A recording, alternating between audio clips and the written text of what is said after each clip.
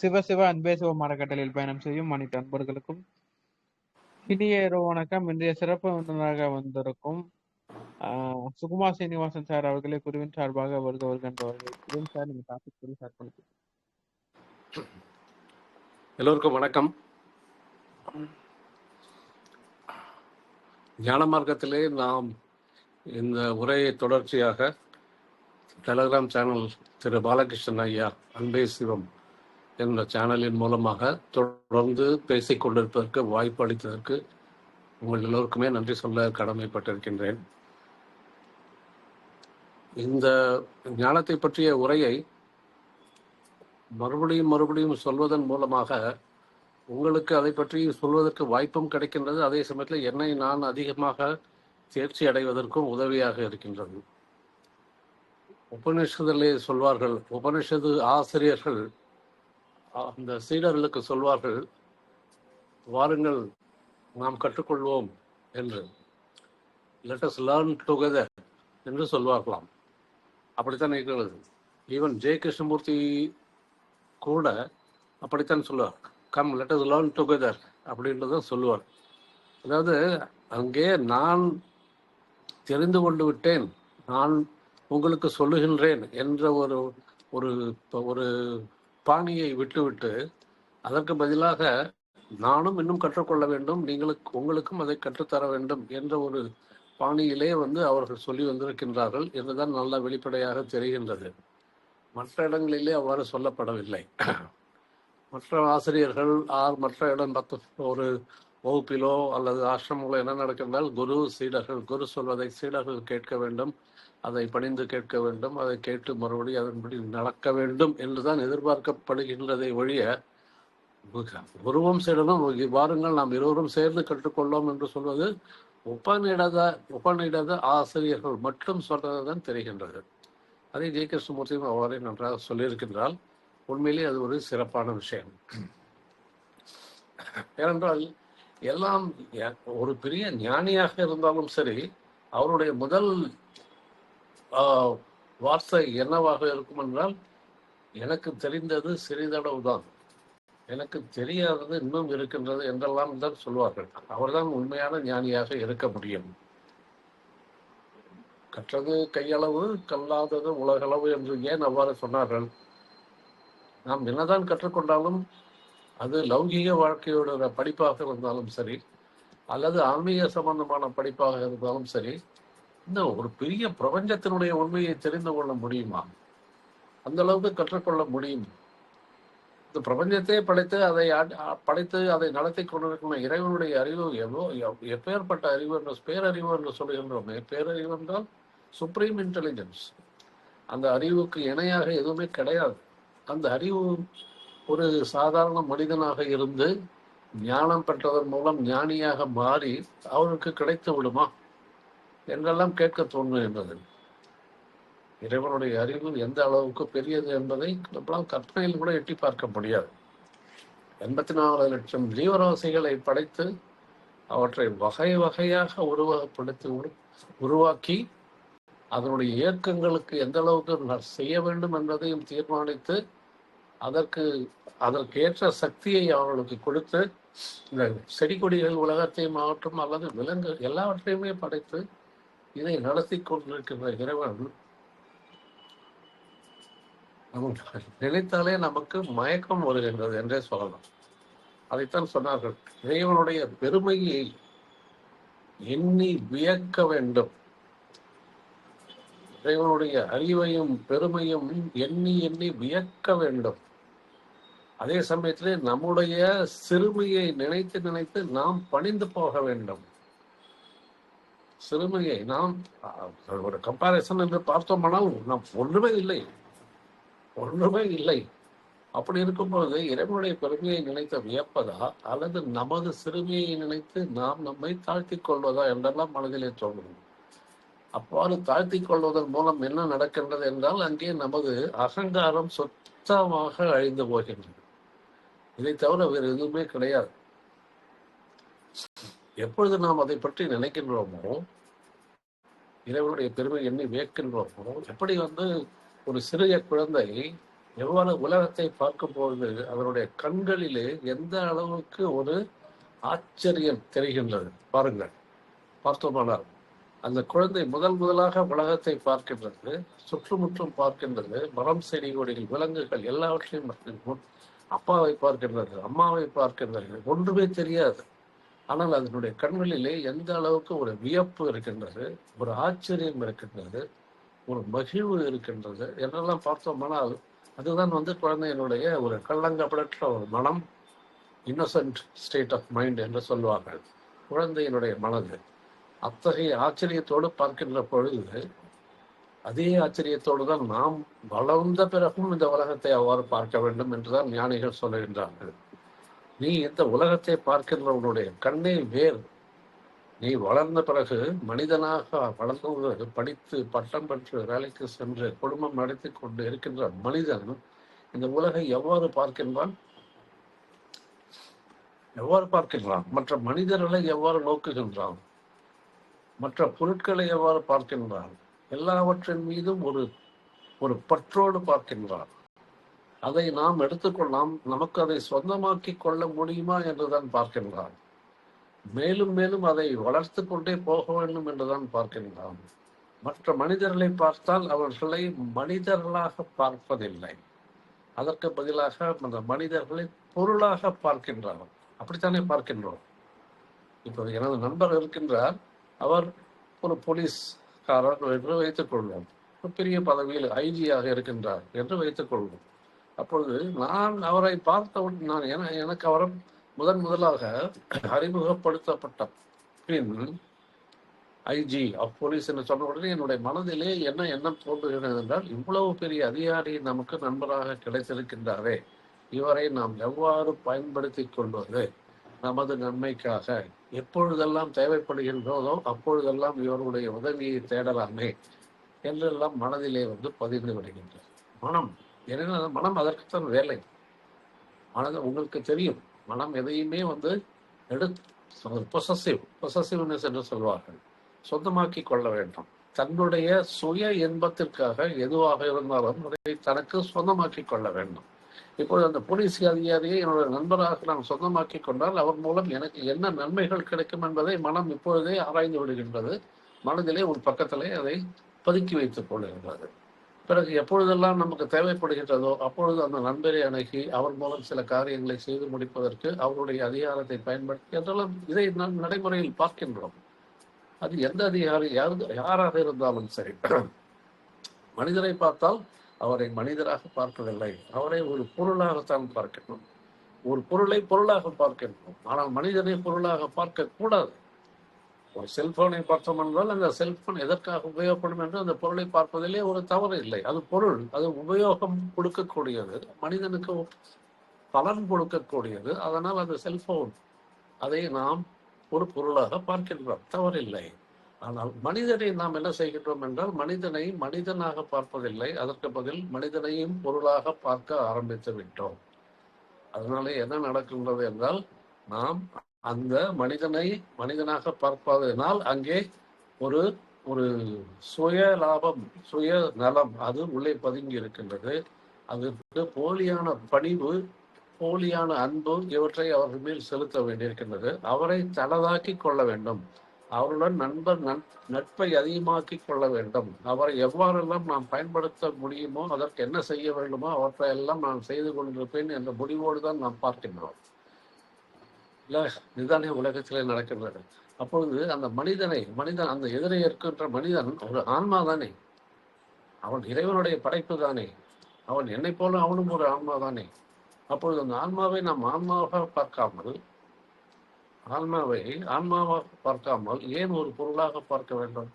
அங்கேதான் மனம் குறுக்கிடுகின்றது, அங்கேதான் இந்த மனம் குறுக்கிடுகின்றது. அவ்வாறு குறுக்கிடாமல், அந்த மனம் குறுக்கிடாமல் இருந்தால் நாம் அந்த மனிதனை மனிதனாக பார்ப்போம். அவ்வாறு பார்ப்பதற்கு என்ன காரணம் என்றால், நாம் மனதிலே ஒன்று சுய லாபத்தை தேடுகின்றோம். மனம் எப்பொழுதுமே எதையோ விரும்பிக் கொண்டிருக்கின்றது. எதெல்லாம் லாபம் கிடைக்கும், எதெல்லாம் பொருட்களுடைய சொந்தம் கிடைக்கும், அதன் மூலம் என்ன மகிழ்ச்சி கிடைக்கும் என்பதை தேடிக்கொண்டே இருக்கின்றது. அது கிடைக்கப் போவதில்லை என்று அந்த மனதுக்கு தெரியும், இருந்தாலும் அது தேடிக்கொண்டிருக்கின்றது. எந்த பொருளுமே கிடைக்கக்கூடிய இன்பம் என்பது ஒரு குறுகிய காலத்துக்கு மட்டுமே என்று மனதிற்கும் தெரியும், நன்றாக தெரியும். இருந்தாலும் அதை விட்டு விட்டு மற்றொன்றை தேடிக்கொண்டிருக்கின்றது. அந்த மனதிற்கு தெரியும், அந்த உலகத்தில் இருக்கக்கூடிய எந்த பொருட்கள் நமக்கு கிடைத்தாலும் அதன் மூலம் கிடைக்கின்ற இன்பம் என்பது ஒரு சிறிய குறுகிய காலத்துக்கு மட்டுமே கிடைக்குமே தவிர மற்ற நேரங்களிலே அதை தாண்டி தான் செல்ல வேண்டியிருக்கும் என்று சலித்துவிடும். மனதினுடைய இயல்பு எந்த பொருளையும் திருப்பி திருப்பி அதை பயன்படுத்தி கொண்டால் அதிலே சலிப்பு தட்டிவிடும். எவ்வளவுதான் உயர்ந்த பொருளாக இருந்தாலும் சரி, சலிப்பு தட்டிவிடும். அப்பொழுது மனம் என்ன தேடுகின்றது? வேறு ஒன்று கிடைக்குமா என்று தேடுகின்றது. வேறு ஒன்று கிடைத்தால் அதன் மூலம் இன்பம் கிடைக்குமா என்று தேடுகின்றது. இல்லையா? இதுதானே நடக்கின்றது. ஒரு போன் வாங்கலாம், நன்றாக இருக்கின்றது. இன்னொரு போன் வாங்கலாம், நன்றாக இருக்கு. மூன்றாவது போன் வாங்கலாம், பரவாயில்லை. நான்காவது பரவாயில்லை, விலை 3 போன் இருக்கின்றது, இது ஒரு போன், அவ்வளவுதான். சலிப்பு தட்டி விடுகின்றார்கள். உங்களிடத்தில் 100 போன்கள் இருந்தால் என்னவாகும்? சுத்தமாக நீங்கள் தொடவே மாட்டீர்கள். என்ன செய்ய முடியும்? உணவு உண்பதை போலத்தானே. ஒரு 4 இட்லி சாப்பிடலாம். சிறிய வயதினால 10 இட்லி 15 இட்லி சாப்பிடலாம், 10 ரொட்டி சாப்பிடலாம். ஆனால் என்னிடம் பணம் நிறைய இருக்கிறது சொல்லி 100 ரொட்டியிலே செய்ய வைத்தால் என்னவாகும்? சாப்பிட முடியுமா? முடியாதல்லவா? உடம்பு சொல்லிவிடுங்கள். அந்த விஷயத்திலே உடம்பை பாராட்ட வேண்டும். அந்த உடம்பு என்ன செய்கின்றது? எனக்கு இது போதும், இதற்கு மேல் எனக்கு கொடுக்காதே என்று உனக்கு சில எச்சரிக்கைகளை கொடுத்து விடுகின்றது. எச்சரிக்கைகளை கொடுக்கின்றது. ஆனால் மனதிற்கு அவ்வாறு எச்சரிக்கை கொடுப்பதற்கு எந்தவித ஒரு மெக்கானிசம் இல்லை உடலுக்குள்ளே. இல்லையா? வயிறு நிரம்பி விட்டது என்றால் அது அதற்கு மேல் ஏற்றுக்கொள்ளாது, வெளியே தள்ளிவிடும். தண்ணீர் தாகம் அடங்கியாச்சு, தண்ணீர் குடித்தாகிவிட்டது, மறுபடியும் நீங்கள் தண்ணீரை உள்ளே ஊற்றினால் அது வெளியிலே வந்துவிடும், வெளியே தள்ளிவிடும். உடலுக்கு அந்த எச்சரிக்கை மணி தெரியும், எப்பொழுது அதை எதை வெளியேற்ற வேண்டும் என்று தெரியும். ஆனால் மனம் அவ்வாறு இருக்கின்றதா? மனம் அவ்வாறு இருக்கின்றதா? நீங்கள் ஒரு வீடு வாங்கினால் சந்தோஷம் அடையும், 10 வீடு வாங்கினாலும் சந்தோஷம் அடையும், 100 வீடு வாங்கினாலும் சந்தோஷம் அடையும், 1000 வீடு வாங்க சந்தோஷம் இன்னும் கிடைக்குமா என்று பார்ப்போம். அரண்மனை கிடைக்குமா என்று பார்ப்போம். நாடு கிடைக்கும் அளவே கிடையாது. மனதிற்கு அளவே கிடையாது. அதை நினைத்தால் சிரிக்க வேண்டும். எந்த ஒரு மனிதன் தன்னுடைய மனதை பார்த்து சிரிக்கின்றானோ அவன் உண்மையிலேயே ஞானியாகின்றான். உண்மையிலேயே ஞானியாகின்றான். நீ மனதை பார்த்து சிரிக்க கற்றுக்கொள்ளுங்கள். ஏன் இவ்வாறு இருக்கின்றாய்? உனக்கு என்ன தேவை? ஏன் இவ்வாறு என்னை தொந்தரவு செய்கின்றாய்? எது வேண்டும், அது வேண்டும் என்று ஏன் தொந்தரவு செய்கின்றாய்? நான் உன்னுடைய பேச்சை கேட்க மாட்டேன், எனக்கு தேவையில்லை என்று மனதை பார்த்து தைரியமாக பேசுங்கள், கேளுங்கள். மனம் ஓடிப்போய்விடும், அடங்கி போய்விடும். மனம் இருக்காது. நீங்கள் மனதை திருப்பி கேள்வி கேட்க ஆரம்பித்தால் மனம் ஓடி ஒளிந்து கொள்ளும், அழிந்தே போய்விடும். அதைத்தான் மனோநாசம் என்று சொல்வார்கள். அதைத்தான் ரமணர் சொல்கின்றார். நான் யார் என்று கேள், இந்த எண்ணம் யாருக்கு வருகின்றது என்று கேள். இந்த எண்ணம், இப்போ எண்ணம் எனக்கு வருகின்றது, அந்த எண்ணத்தை பார்த்து இந்த எண்ணம் யாருக்கு எங்கிருந்து வருகின்றது என்று கேள்வி. சிம்பிள். அப்படி நீ கேட்டால் அந்த எண்ணம் தானாகவே மறைந்து போய்விடும் என்கின்றார் ரமணர். இதை விட சுலபமான வழி எங்கே இருக்கின்றது? உலகத்திலே ஆயிரக்கணக்கான ஞானிகள் தோன்றி இருக்கின்றார்கள். அவர்கள் எல்லாருமே ஒரு வழியை போதித்திருக்கிறார். ஆனால் ரமணர் போதித்த வழி போல இந்த அவ்வளவு சுலபமான வழி எங்கேயுமே கிடையாது. அது வழியே இல்லை.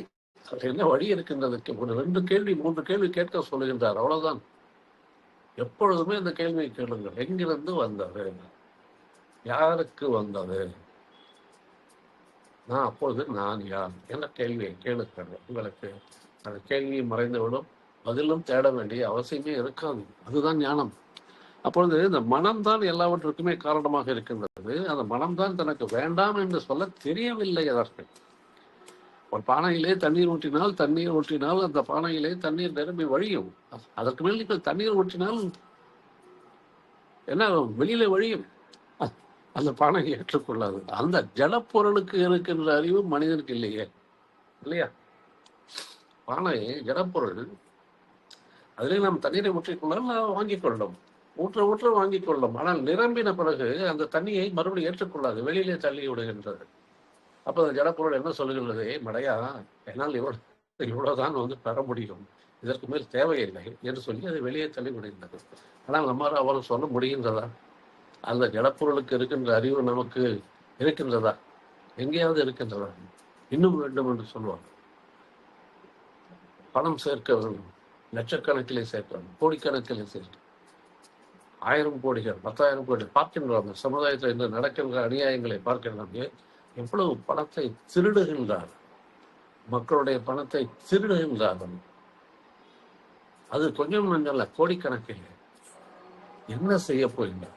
அப்ப அவருடைய மனது எவ்வாறு இருக்கும்? மனம் என்பது அங்கு ஒரு என்ன சொல்லலாம், ஒரு பை. அந்த பை கீழே மூடி இல்லை, திறந்திருக்கிறது. கீழ்ப்பக்கத்திலே மேலே மட்டும் திறந்திருக்கிறது, கீழ்ப்பக்கமும் திறந்திருக்கின்றது. அந்த பையில நீங்கள் பணத்தை போட்டால் இல்லை பொருளை போட்டால் என்ன ஆகும்? அது கீழே போய்கொண்டே இருக்கும், தங்காது, நிரம்பி வழியாது. ஆனால் மண்பானை நிரம்பி வழிந்து விடுகின்றார். இதைத்தான் ஒரு போமையாக ஒரு ஜென் மாஸ்டர் சொல்வார். அந்த ஜென் மாஸ்டரிடம் ஒருவர் வந்தார், ஒரு சீடர் வந்தால், நான் உங்களிடம் கற்றுக்கொள்ள விரும்புகின்றேன் ஞானத்தை பற்றி என்று சொன்னார். அந்த ஜென் மாஸ்டர் பார்த்தார், சீடரை பார்த்தார். பார்த்தவுடன் அவருக்கு தெரிந்து விட்டது, வந்திருப்போர் மிகப்பெரிய அறிவாளி, அவர் நிறைய படித்திருக்கின்றார், எல்லாவற்றையும் கற்று தேர்ந்திருக்கின்றார், ஒரு நல்ல அகடமிக். அத்தகைய படிப்பு, ஏட்டு படிப்பு நிறைய படித்து மனதில் நிறைய வைத்திருக்கின்றார் என்று அந்த ஞானிக்கு தெரிந்து விட்டது. சரி, வாருங்கள், அமருங்கள் என்று சொல்லி அவர் வந்தவுடன் முதலில் உபசரிப்புக்காக அவருக்கு ஒரு தேநீர் போட்டு கொடுத்தார். தேநீர் போட்டு அந்த கப்பை வைத்து விட்டு அதில் தேநீரை ஊற்றினார்.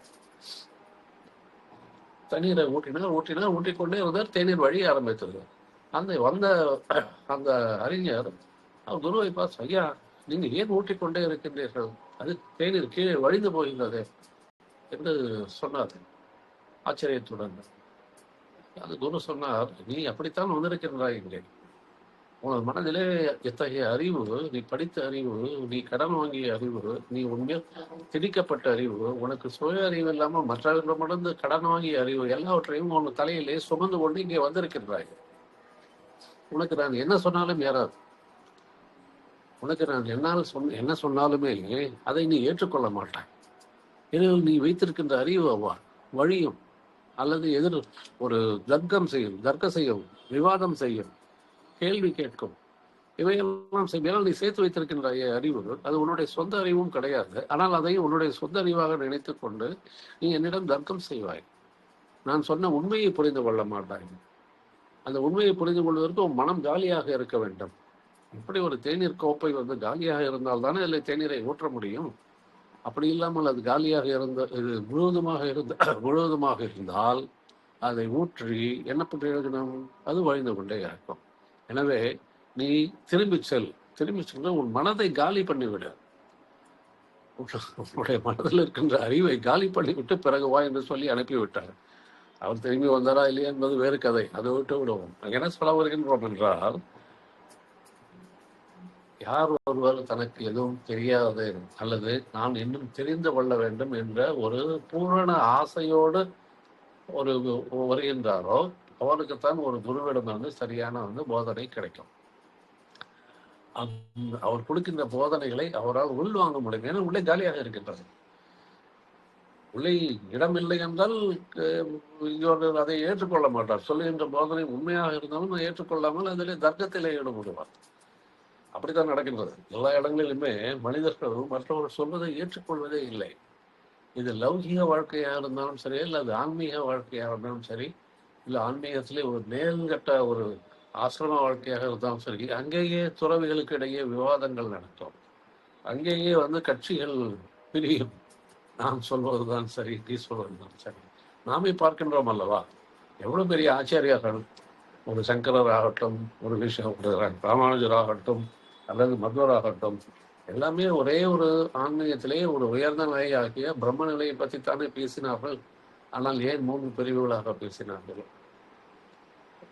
சங்கரர் அத்வைதம் என்று பேசினார், ராமானுஜர் விசிஷ்டாத்வைதம் என்று பேசினார், துவைதம் என்று பேசினார்கள். 3 விதமாக பேசினார்கள். ஆனால் உண்மை எவ்வாறு 3 விதமாக பேசப்படும் இல்லையா? உண்மை எப்பொழுதுமே ஒன்றுதான். அதை பிரிக்க முடியாது, அதை கூறு போட முடியாது. ஆனால் இத்தகைய ஒரு 3 விதமான ஒரு போதனைகள் ஒரு அமைப்போட ஒரு போதனைகளாக உருவெடுத்து 3 பிரிவுகளாக இருக்கின்றன. ஆன்மீகமற்ற லௌகீக வாழ்க்கையிலே இத்தகைய பிரிவுகள் ஏற்படுவது மிகவும் சாதாரணம் இல்லையா? அது ஒரு ஒரு பிரதேசங்களுக்கு மத்தியிலே வந்து பிரிவு இருக்கலாம், மொழி மூலமாக பிரிவு இருக்கலாம், நாட்டின் மூலமாக பிரிவு இருக்கலாம், மதத்தின் மூலமாக பிரிவுகள் இருக்கலாம், ஜாதிகள் மூலமாக பிரிவுகள் இருக்கலாம், உண்ணும் உணவிற்கு ஏற்றாற்போல் பிரிவுகள் இருக்கலாம்.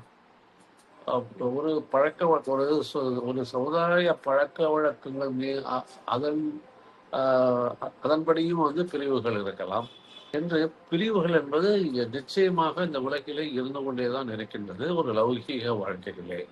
ஆனால் ஆன்மீகம் என்று சொல்லி அந்த பகுதிக்கு வந்த பிறகு அங்கே பிரிவுகள் ஏற்படுவதை எவ்வாறு ஏற்றுக்கொள்ள முடியும்?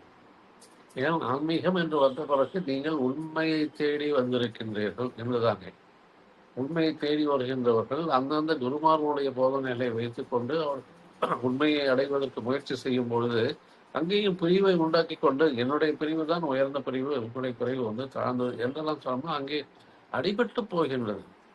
ஞானம் என்பதே அடிபட்டு போகின்றது. ஹிந்து ஒரு சன்னியாசியாக வேண்டும் என்றால் அவன் அந்த சன்னியாசத்துக்குண்டான எல்லா விஷயங்களும் செய்து கொண்டு ஒரு ஹிந்து சன்னியாசியாகத்தான் போய் உட்காருகின்றான் இல்லையா? ஒரு இந்து மதத்தை சேர்ந்தவர் இந்த ஒரு குடும்பத்தை விட்டு சன்னியாசம் எடுத்துக்கொள்ள வேண்டும் என்ற முடிவுக்கு வந்தவர் கிறிஸ்தவ துறவியாக மாறி இருக்கலாமே, அல்லது புத்த துறவியாக மாறி இருக்கலாமே. ஆனால் அவர் இந்து துறவியாகத்தான் மாறினார். ஏனென்றால் அவருடைய ஐடென்டிபிகேஷன், ஹிந்து என்ற ஐடென்டிபிகேஷனை அவரால் அந்த சன்னியாசத்திற்கு பிறகும் அவரால் விட முடியவில்லை. இதுதான் ஆச்சரியம். ஒரு சன்னியாசிக்கு எந்தவித பந்தமும் கிடையாது, எந்தவித ஐடென்டிபிகேஷன்ஸ் கிடையாது, எந்தவித சார்பு நிலைகள் கிடையாது, எந்தவித அடையாளங்கள் கிடையாது. மனிதனை பிரித்து பார்க்கக்கூடிய எந்தவித சூழ்ச்சிகளுக்கும் அவர்கள் உட்பட மாட்டார்கள். அவர்கள்தான் துறவிகள். ஆனால் அந்த துறவியே வந்து நான் முதலிலே துறவு வாங்குவதற்கு முன்னால் நான் என்ன ஒரு மதத்தை பின்பற்றி இருந்தேனோ அதே மதத்தினுடைய துறவியாகத்தான் ஆக வேண்டும் என்று அடம் பிடித்தால் என்ன சொல்வது? நியாயமா இல்லையா? இதுதான் விழிப்புணர்வு என்று சொல்ல வேண்டும். விழிப்புணர்வு இருந்தால் ஒரு துறவியாகின்றவர் ஒரு இந்து துறவியாக மாட்டார், ஒரு புத்த துறவியாக மாட்டார், ஒரு கிறிஸ்துவ துறவியாக மாட்டார், ஒரு துறவியாக ஆவார். அவ்வளவுதான். ஏனெனில் ஒவ்வொரு மதத்திலுமே துறவியாக பிறகும் பழக்க வழக்கங்கள் இருக்கின்றன, அடையாளங்கள் இருக்கின்றன, சார்பு நிலைகள் இருக்கின்றன. அவற்றை சார வேண்டிய அவசியம் வந்து விடுகின்றது. அதிலே கண்டினியூ, அதிலே அவர் வந்து தொடர்ச்சியாக நீடித்தால். ஆனால் அதற்கு பதிலாக நான் துறவியாக வேண்டும் என்றால் நான் துறவியாக வேண்டும், அவ்வளவுதான். அது இந்து துறவி, புத்த துறவி, கிறிஸ்தவ துறவி என்றெல்லாம் கிடையாது. எல்லாமே சமதம். துறவரத்திற்காக எல்லா மதங்களிலும் என்ன சொல்லப்பட்டிருக்கின்றதோ அவற்றை எல்லாமே நான் ஏற்றுக்கொள்ள தயாராக இருக்கின்றேன். அவன்தான் உண்மையான துறவி. அதுல எனக்கு இந்த பாகுபாடு கிடையாது. ஒரு புத்த துறவியை ஒரு கிறிஸ்துவ துறவியை போய் பார்த்தார். கிறிஸ்துவ துறவி சொன்னார், நான் பைபிளிலே இருக்கின்ற ஒரு நல்ல விஷயங்களை உங்களுக்கு சொல்ல விரும்புகின்றேன் என்று சொன்னார். புத்த துறவியும் அதை சரி என்று கேட்டார். கிறிஸ்துவ துறவி அவருடைய கிறிஸ்துவ மதத்திலே சொல்லப்பட்ட உண்மைகளை எல்லாம் எடுத்து ஒவ்வொன்றாக ஜீசஸ் என்னெல்லாம் சொன்னார் என்றெல்லாம் ஒவ்வொன்றாக சொல்லி கொண்டிருந்தார். அப்பொழுது புத்த துறவியினுடைய கண்களிலே தண்ணீர் வர ஆரம்பித்து விட்டது. இதை பார்த்த உடனே இந்த கிறிஸ்துவ துறவிக்கு ஆச்சரியமாக விட்டது. என்ன அழுகின்றீர்கள் என்று கேட்டார். இல்லை, நீங்கள் சொல்வது எல்லாமே வந்து புத்தர் சொல்லியவை, அதனால் அதை கேட்ட உடனே என்னுடைய கண்ணிலே தண்ணீர் வந்து விட்டது என்றார். அதற்கு கிறிஸ்துவ துறவி சொன்னால், நான் புத்தரை பற்றி படிக்கவே இல்லை, புத்தருடைய நூல்கள் எதையும் படிக்கவில்லை, புத்தருடைய போதனைகள் எல்லாம் எனக்கு தெரியாது, நான் ஒரு கிறிஸ்துவ துறவி, எனக்கு ஜீசஸ் என்ன சொன்னாரோ அதுதான் எனக்கு தெரியும். ஜீசஸ் அந்த மத நூலான பைபிளை தெரியும், அதைத்தான் நான் சொல்லிக் கொண்டிருக்கிறேனே ஒழிய நான் புத்த மதத்தையோ புத்தர் பற்றியோ பேசவில்லை என்று சொன்னார் அந்த கிறிஸ்துவ துறவி. அப்படியா? புத்த துறவி சொன்னால் அப்பொழுது என்ன தெரிகின்றது என்றால், அந்த புத்த துறையும் ஆச்சரியம் உணவில்லை. 2 பேர் பேசுகிறாங்க. இதுல வெளியிலிருந்து பார்க்கக்கூடிய 3வது நபருக்கு இந்த விஷயத்திலிருந்து என்ன தெரிய வருகின்றது என்றால், அது பைபிளாகட்டும் அல்ல ஒரு தமபதமாகட்டும், அந்த புத்தகத்தினுடைய மேல் அட்டையை எடுத்து விட்டால் உள்ளே இருப்பது எல்லாம் ஒன்றுதான்.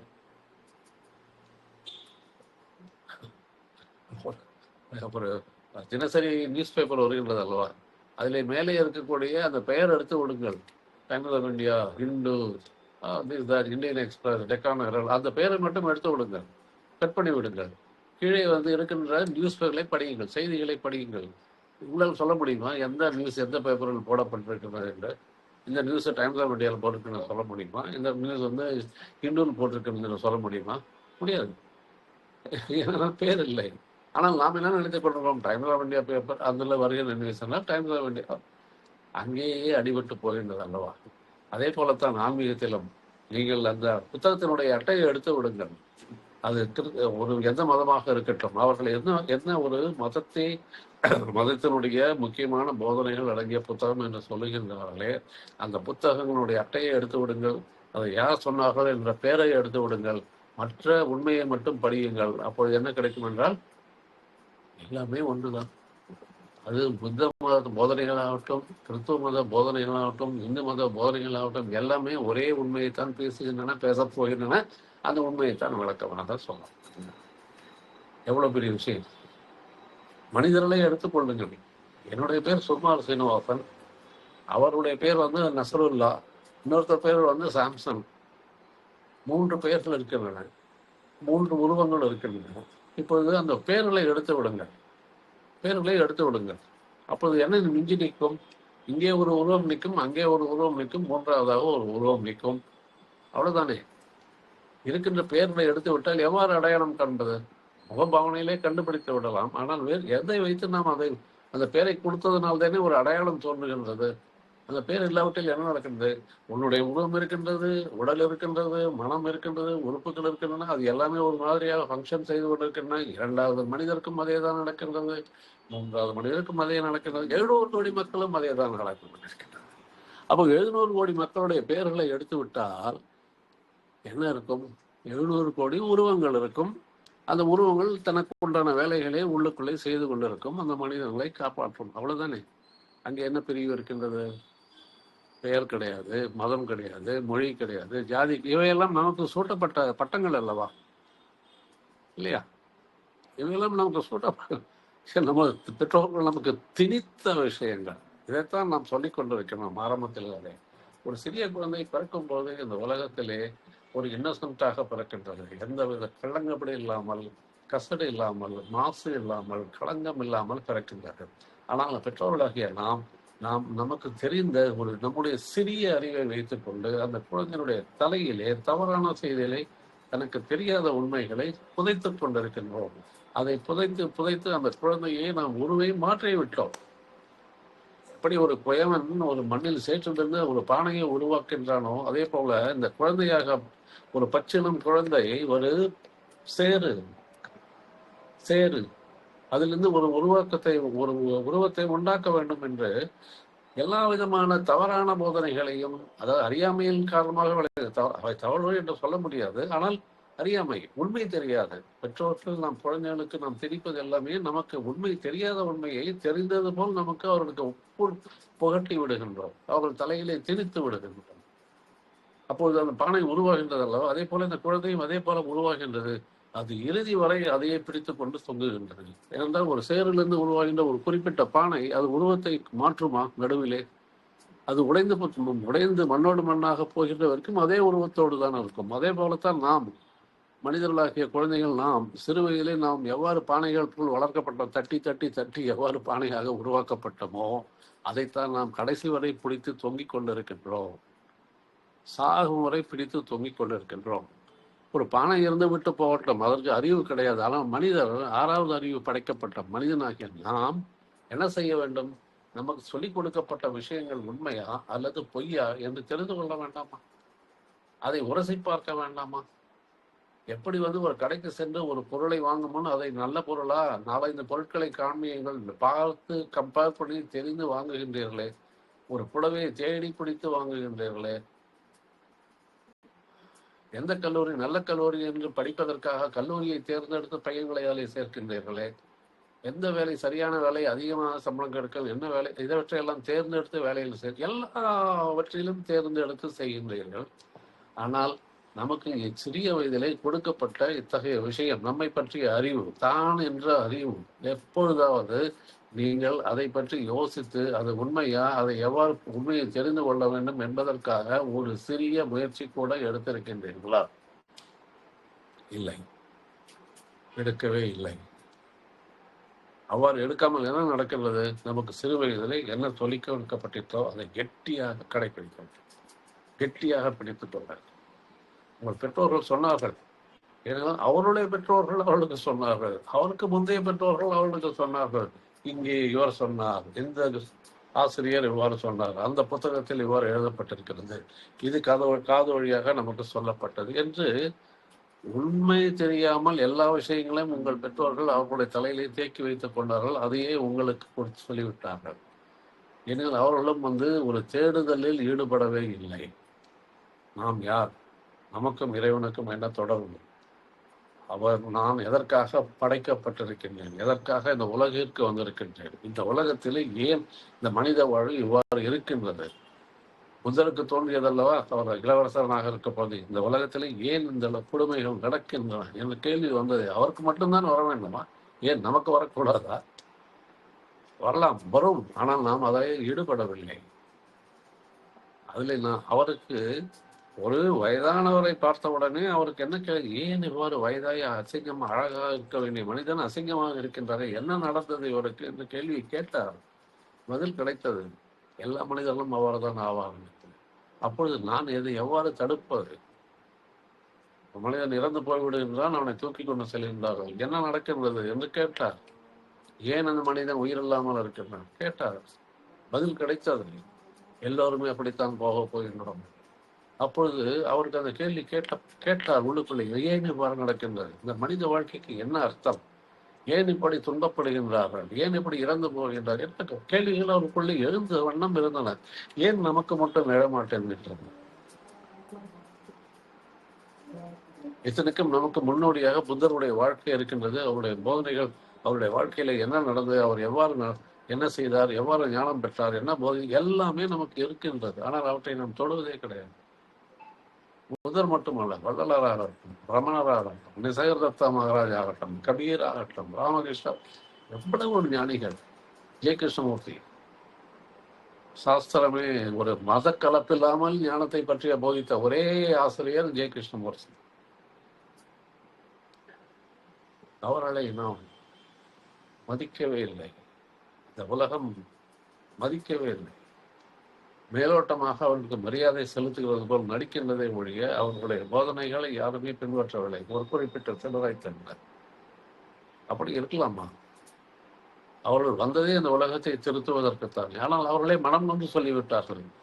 ஜெய கிருஷ்ணமூர்த்தி சொன்னார், 40 வருடங்களாக நான் இதை உங்களுக்கு போதித்து வருகின்றேன், ஆனால் உங்களிலே ஒருவர் கூட திருந்திய போல் தெரியவில்லையே என்று மனம் வருத்தப்பட்டார்.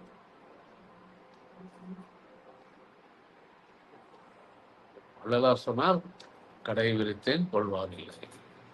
கடைக்கு விரித்தேன். என்ன கடை? ஞானம், தன்னை அறியும் அறிவு. இதை பற்றி நான் சொல்லிக் கொடுக்கின்றேன், வாருங்கள் என்று கூவினார். மரணமில்லா பெருவாழ்வு வாழ்வதை எவ்வாறு என்று சொன்னார். நான் பொய் புனையேன், புடைந்துரையேன் என்று சொன்னார். நான் பொய் சொல்ல மாட்டேன், கற்பனை சொல்ல மாட்டேன், நான் உண்மை பேசுகின்றேன், வாருங்கள், உங்களுக்கு மரணமில்லா பெருவாழ்வை நான் சொல்லிக் கொடுக்கிறேன் என்று கூவினார். வந்தார்களா? எங்கே வந்தார்கள்? அவரை கடவுளாக வைத்து அவரிடம் ஏதாவது ஆதாயம் கிடைக்குமா என்று பார்த்து வந்த சிலர்தான் மக்கள், ஆயிரக்கணக்கான மக்கள் இருக்கின்றார். அவர் எதற்காக அவர் சொன்னார்? அந்த அர்த்தம் என்ன? மரணமில்லா பெறுவார்கள் என்று அவருக்கு எவ்வாறு வாழ்வது? அதற்கு என்ன உத்திக்கிறது? என்ன செய்ய வேண்டும்? இவற்றை கேட்டு தெரிந்து கொண்டார்களா? அவரை சுற்றி இருந்த சீடர்களே கேட்கவில்லை. அவர் அவரை கடவுளாகவே நடத்தி விட்டார். இறை தூதர் எல்லோருக்குமே இதுதான் பிரச்சனை. அவருடன் இருக்கக்கூடிய சீடர்கள் எல்லோருமே அவர்களை கடவுளாக மாற்றி வணங்க ஆரம்பித்து வருவார்கள். அவர்கள் கடவுள்கள் அல்ல, இறைவன் அல்ல, இறை தூதர்கள். ஏன்னா இந்த உலகத்திலே நாம் மனிதனாக தோன்றித்தான் நாம் இறைநிலையை அடைய முடியும். வேறு எந்த ஜீவராசிக்கும் அந்த ஒரு ஃபெசிலிட்டி கிடையாது, பர்மிஷன் கிடையாது. Only for human beings you can go to a divine level, nobody else. அப்போது நீ மனிதனாக பிறந்தால், யாராக ஒரு தேவனாக இருந்தாலும் சரி, மறுபடியும் மனிதனாக அந்த பூமியிலே வந்து பிறந்து விட்டு பிறகுதான் அவனால் அந்த இறுதி நிலையை அடைய முடியும். தேவநிலை என்பது ஒரு ஒரு ஒரு தற்காலிகமான நிலை. ஒரு நல்ல காரியங்கள் செய்ததற்காக கொடுக்கப்பட்ட பதவி கூட என்று வைத்துக் கொள்ளலாம். ஆனால் அவர்கள் மனிதனாக மறுபடியும் பிறக்க வேண்டும். மனிதனாக பிறந்தால்தான் நீ மேலே செல்ல முடியும். அத்தகைய ஒரு உயர்ந்த ஸ்தானத்தை உனக்கு கொடுத்து உன்னை படைத்திருக்கிறேன் நானே, இந்த இறைவன். அந்த இறைவனுக்கு நீங்கள் என்றைக்காவது நன்றி சொல்லியிருக்கின்றீர்களா? என்றைக்காவது யாராவது ஒரு இறைவனிடம் சென்று, நான் உன்னை வணங்குகின்றேன், நான் உனக்கு நன்றி சொல்லுகின்றேன், ஏனெனில் என்னை படைத்து என்னை காப்பாற்றி வருகின்றாய், எத்தனை வருடங்களாக என்னை காப்பாற்றி வருகின்றாய், எனக்கு தேவையான உணவுப் பொருட்களை என்னுடைய அருகிலேயே விளைய வைக்கின்றாய், எனக்கு தேவையான காற்றை நீ மரம் செடி கொடிகள் மூலமாக கொடுக்கின்றாய், 24 மணி நேரமும் கொடுக்கின்றாய், எனக்கு தேவையான நீரை, தண்ணீரை மழை மூலமாக பொழிவது என்னுடைய தாகத்தை தீர்த்து வைக்கின்றாய், எனக்கு வேண்டிய சூரிய வெப்பத்தை சூரியன் மூலமாக கொடுக்கின்றாய், இவ்வளவு செய்திருக்கின்றாயே என்று எனக்கு நான் உனக்கு மிகவும் நன்றி கடன் பட்டவன், உனக்கு நான் நன்றி சொல்ல வேண்டும் என்று என்றைக்காவது நன்றி சொல்லியிருக்கின்றோமா? இறைவனிடம் சென்று கேட்டு பாருங்கள், உங்களுக்குள்ளே கேட்டு பாருங்கள். என்னதான் நீங்கள் பக்தியோடு இருந்தாலும் நான் இறைவனிடம் சென்று எதையுமே கேட்பதற்கு பதிலாக நான் இறைவனுக்கு நன்றி சொல்லிவிட்டு வந்தேன் என்று யாராவது சொல்லுகின்றார்களா? இருக்கலாம், அங்கங்கே ஒரு இருக்கலாம், சில மனிதர்கள் இருக்கலாம். ஆனால் majority of the people they go to the temple, church or mosque only to beg. பிச்சை எடுப்பதற்காகத்தான் செல்கின்றார்கள். எனக்கு இது வேண்டும், எனக்கு அது வேண்டும் என்றெல்லாம் பேசி அவற்றை ஏதாவது இறைவன் கொடுப்பாரா? அவர் கொடுக்க மாட்டார் என்ற உண்மை தெரியாமல் உங்களுக்கு தெரியாது. உங்களுக்கு கொடுக்க வேண்டிய விஷயங்கள் எல்லாம் முதலிலேயே கொடுக்கப்பட்டு விட்டன, நீங்கள் அதன்படி வாழவில்லை என்றுதான் அவர் சிரித்துக் கொண்டிருப்பார். அதனால் இறைவனிடத்தில் சென்று எதையுமே கேட்கக்கூடாது. அதற்கு பதிலாக இறைவனுக்கு நன்றி சொல்லிவிட்டு வந்துவிட வேண்டும். அது கோயிலாக இருந்தாலும் சரி, சர்ச்சாக இருந்தாலும் சரி, அல்லது ஒரு மசூதியாக இருந்தாலும் சரி, நன்றி சொல்லுங்கள். நன்றி சொல்வதை தவிர வேறு உயர்ந்த பிரார்த்தனை உலகத்திலே கிடையாது. நீங்கள் எத்தகைய ஒரு தீர்த்த யாத்திரையை மேற்கொள்ள வேண்டாம், எல்லா கோயில்களுக்கும் செல்ல வேண்டாம். ஆனால் நீங்கள் தினசரி உங்களுக்கு கொடுக்கப்பட்டவர்களுக்காக நீங்கள் நன்றி சொல்லுங்கள் இறைவனுக்கு. அதை விட ஒரு உயர்ந்த பிரார்த்தனை இந்த உலகத்திலே கிடையாது. அதுதான் உண்மையான பக்தி. உண்மையான பக்தி என்பது என்ன என்றால் நன்றி செலுத்துவது இறைவனுக்கு. யார் செய்கின்றார்கள்? இத்தகைய அற்புதமான உடலை படைத்து இந்த உடலை தானாக இயங்க வைத்து உங்களை உயிரோடு வாழ வைத்துக் கொண்டிருக்கின்றார். டே இன் அண்ட் டே அவுட் 70-80 வருடங்களாக உங்களை காப்பாற்றி கொண்டிருக்கின்றார். அத்தகைய அருமையான இந்த உடலை படைத்து நம்மை அனுப்பி இருக்கின்றார்களே, அதற்கு நன்றி சொல்ல வேண்டாம்? நினைத்து பார்க்க வேண்டாம்? அப்படி ஏன் இந்த சமுதாயமே நன்றி கெட்டு போய்விட்டது? ஞானிகள் சொல்லி இருக்கின்றார்களே நன்றி செலுத்து இறைவனுக்கு என்று. ஞானிகள் சொன்னார்களா? நீ போய் கேள் இறைவனத்தில், அவர் உனக்கு கொடுப்பார் என்று. எந்த ஞானியும் சொன்னது கிடையாது. அப்படி இருக்க பொழுது அவர்கள் என்ன சொல்ல வந்தார்கள்? நன்றி சொல், நன்றி சொல்லு. அதனால்தான் வள்ளுவர் என்ன சொன்னார்? என் நன்றி கொண்டார்க்கும் ஓய்வெண்டாம், ஓய்வில்லை செய் நன்றி கொண்ட மகற்கு என்றெல்லாம் சொன்னார். உனக்கு செய்யப்பட்ட காரியத்திற்காக நீ செய் நன்றி மறந்தாருக்கு, செய் நன்றி செய்யப்பட்ட அத்தகைய நீ நன்றியை நீ மறந்து விட்டால் மகளுக்கு, நாம் இறைவனுடைய மகன்கள், தந்தை இறைவன், எனக்கு செய்யப்பட்ட நீ விஷயத்தை நீ நன்றி மறந்து விட்டால் உனக்கு உய்வே கிடையாது என்று சொல்லிவிட்டார். அங்கே உய்வென்றால் முக்தி தான் உண்மையான அர்த்தம், வேறு அர்த்தமும் வைத்துக் கொள்ளலாம். ஸோ அப்படி நன்றி செலுத்துவதற்கு தான் மிக முக்கியமான பிரார்த்தனை என்று திருவள்ளுவர் போல ஞானிகள் சொல்லிவிட்டார்கள். பல்வேறு ஞானிகள் சொல்லியிருக்கின்றார்கள். கிராட்டிடியூட், நன்றி செலுத்துதல் என்பது எல்லா மதத்தினுடைய ஒரு அடிப்படை கோட்பாடு. ஆனால் அதை யாரும் செய்வதில்லை. அதற்கு பதிலாக இறைவனிடம் சென்று நமக்கு என்ன தேவையானதோ அதை கேட்டுக்கொள், உனக்கு கொடுப்பார் என்று நமது பெற்றோர்களும் நம்மை தவறாக வழிநடத்தினார்கள். நம்முடைய மத தலைவர்களும் அவ்வாறு வழிநடத்திவிட்டார்கள். கொடுமை அல்லவா?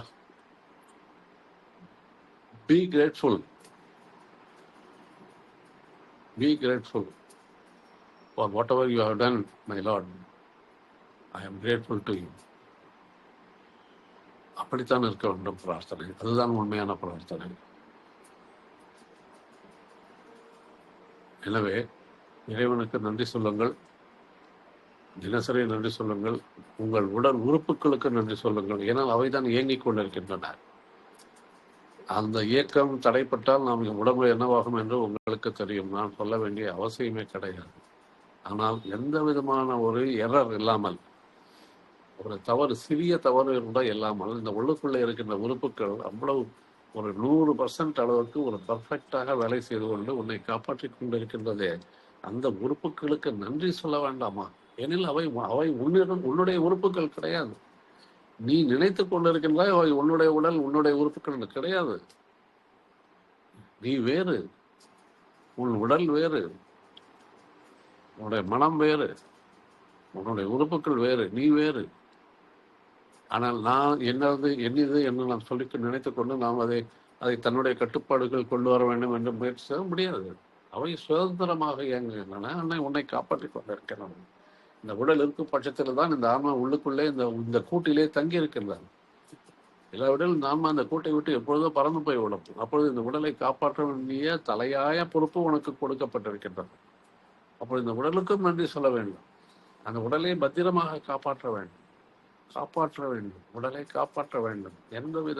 எப்படி நாம் கோயிலையும் மசூதியையும் சர்ச்சைகளையும் எவ்வாறு சுத்தமாக வைத்துக் கொள்கின்றோமோ அதை போல இந்த உடலை சுத்தமாக வைத்துக் கொள்ள வேண்டும். உடலை சுத்தமாக வைத்துக் கொள்ள வேண்டும். ஆனால் நாம் உடலுக்குள்ளே இந்த உடல் உயிர் வாழ்வதற்கு என்ன தேவை? உணவு தான் தேவை. அதை மட்டும்தான் நீ சாப்பிட வேண்டும். அதை சாப்பிட்டு விட்டால் போதும், மற்ற காரியங்கள் தானாகவே நடக்கும். ரத்தம் உற்பத்தியாகும், சத்து பொருட்கள் உற்பத்தியாகும், கழிவுப் பொருட்கள் வெளியேறும், எல்லாமே நடக்கும். அப்பொழுது உணவு தான் மிக முக்கியமானது. அப்போ எந்த மாதிரி உணவை சாப்பிட வேண்டும் என்று ஞானிகள் சொல்லியிருக்கின்றார்கள். அதையும் நாம் துச்சமாக மதித்து கண்ட உணவுகளை சாப்பிட வேண்டும். இதை போட்டாலும் சாப்பிடுவோம் என்று நாவினுடைய ருசிக்காக பலவற்றை சாப்பிடக்கூடாதவற்றை எல்லாம் சாப்பிடுகின்றோம். அவை அனைத்தும் இறைவனுடைய நேதிக்கு எதிரானது. இறைவன் எந்த உயிரையுமே கொண்டு சாப்பிடு என்று சொல்லவில்லையே. தன்னுடைய குழந்தையை வெட்டி சாப்பிடுகின்றாங்க என்ற இறைவன் தான் கவலைப்படுவான், கஷ்டப்படுவான். ஆனால் நாம் அதை மறந்து விட்டார். அளவற்ற அருள், எல்லையற்ற கருணை என்றெல்லாம் சொல்லிக்கொண்டு இன்னொரு உயிரை கொலை செய்து சாப்பிடுகின்றோம். ஏதே ஒரு நியாயம் இருக்கின்றது. அதுவும் ஒரு உயிர் தான். அங்கு ஆண்மினேய ஒருமைப்பாடு என்று சொல்வது எங்கே போயிடுச்சு? எப்படி ஒரு உயிர்கள் கொலை செய்யலாம்? தினசரி ஒரு லட்சக்கணக்கான விலங்குகள், மிருகங்கள் கொல்லப்பட்டு சாப்பாட்டுக்காக கொல்லப்படுகின்றன. இவ்வளவு பெரிய அநியாயம் இந்த உலகத்திலே நடந்து கொண்டு இதை மத தலைவர்கள் திருத்த வேண்டாமா? ஏன் செய்யவில்லை? அப்போ இந்த உடலை காப்பாற்ற வேண்டும். சுத்தமான உணவை சாப்பிட வேண்டும். எந்த உணவு சாப்பிட வேண்டும் என்று விதிக்கப்பட்டிருக்கின்றதோ அந்த உணவை மட்டும் சாப்பிட வேண்டும். அப்படி சாப்பிட்டால் உங்களுக்கு நோயே வராது.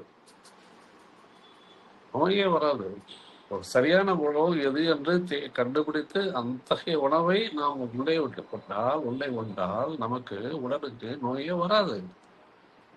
உணவு மட்டுமல்ல, சாப்பிடும் முறையும் இருக்கின்றது. அதற்குள்ள சாப்பிட வேண்டும். அப்படி சாப்பிட்டால் சொல்லுகின்றார் திருவள்ளுவர் என்னவென்று, மருந்தன வேண்டாவாம் யாக்கைக்கு அருந்தியது போற்றி என. மருந்தே வேண்டாம்ப்பா உடம்புக்கு சொல்றார். மருந்தே வேண்டாம். இந்த யாக்கைனா உடல். அப்போ என்ன செய்ய வேண்டும்? எதை சாப்பிட வேண்டுமோ அதை தேடி கண்டுபிடிச்சு அதை மட்டும் சாப்பிடும்.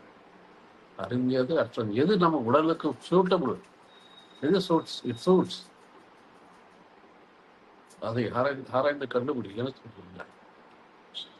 ஸோ இந்த உலகை இவ்வாறு ஒரு எல்லாவற்றிலுமே இறைத்தன்மையை பார்க்க வேண்டிய பொறுப்பு மனிதனாகிய நமக்கு இருக்கின்றது. மற்ற மனிதர்களை மனிதர்களாக ஆன்மாவாகத்தான் பார்க்க வேண்டுமே ஒழிய மனிதர்களை ஒரு பொருளாக பார்க்க கூடாது.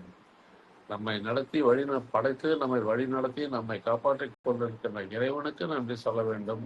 உறுப்புகளுக்கு நன்றி சொல்ல வேண்டும். எனக்கு காற்றை கொடுக்கின்ற மரம் தாவரங்களுக்கு நன்றி சொல்ல வேண்டும். அது இன்னொரு முக்கியமான விஷயம். அவைதான் நம்மை காப்பாற்றிக் கொண்டிருக்கின்றன. நாம் விடுகின்ற கார்பன் டை ஆக்சைடை எடுத்துக்கொண்டு திருப்பி ஆக்சிஜனை கொடுக்கின்றதே இது மகா மகா புண்ணியம். அந்த மரங்கள் தினசரி செய்து கொண்டிருக்கின்றன. எனக்கு அருகில் இருக்கின்ற மரங்கள், செடி கொடிகள் என்னை காப்பாற்றிக் கொண்டிருக்கின்றன. அப்பொழுது நான் அவற்றுக்கு தலை வணங்க வேண்டாமா? நன்றி சொல்ல வேண்டாமா? இத்தகைய ஒரு 3 விதமான நன்றிகளை தினசரி எல்லாருமே சொல்ல வேண்டும். அவ்வாறு சொல்லிக் கொடுப்பதற்கு குழந்தைகளை பழக்கங்கள் நீங்களும் பின்பற்றுங்கள். அப்படி செய்தால் நமது வாழ்க்கை ஒரு இறைத்தன்மையோடு வாழ்ந்த வாழ்க்கையாக இருக்கும். நீங்களே கடவுள் என்ற உண்மை நிரூபணம் ஆகிவிடும். சரிங்களா? நன்றி, வணக்கம். நன்றி. நன்றிங்க, முடிச்சுக்கலாம். சரிங்க, தேங்க்யூ.